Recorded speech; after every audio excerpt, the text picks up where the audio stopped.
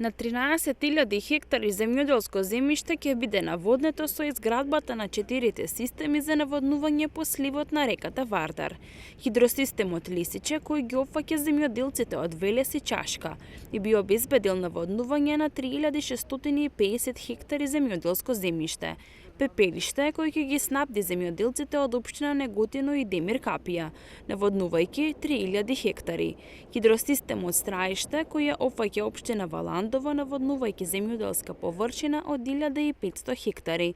И најголемиот меѓу нив Конско, кој ќе наводнува површина од 5500 хектари на подрачјата на Гевгелија, Богданци и Дојран.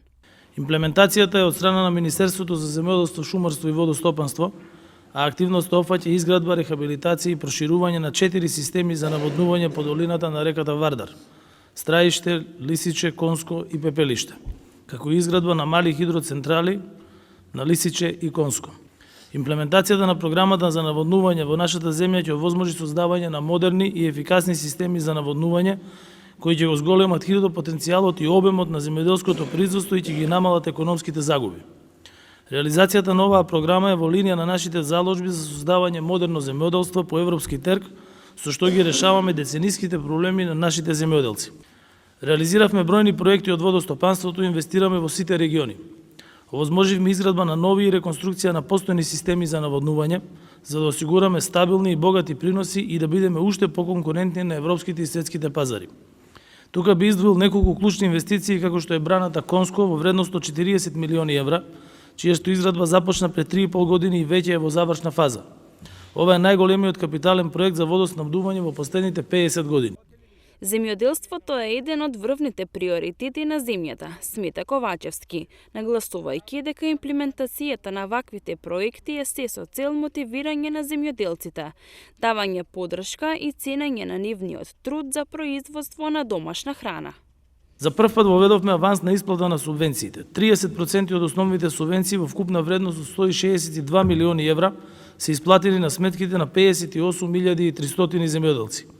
Ги поддржуваме младите земјоделци и акрираме мерката за породилно отсуство на жените земјоделки, која се воведува за прв пат, ги помагаме малите бизниси, а со новата мерка Бизнис план овозможивме помош за набавка на производствена опрема и механизација.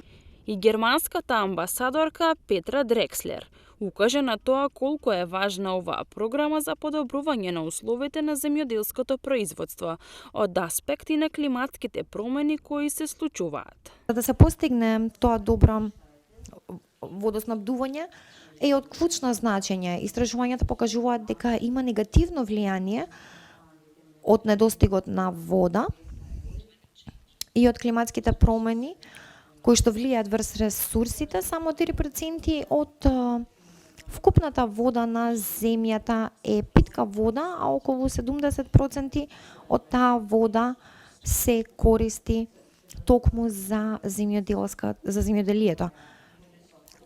Воглавно за наводнување.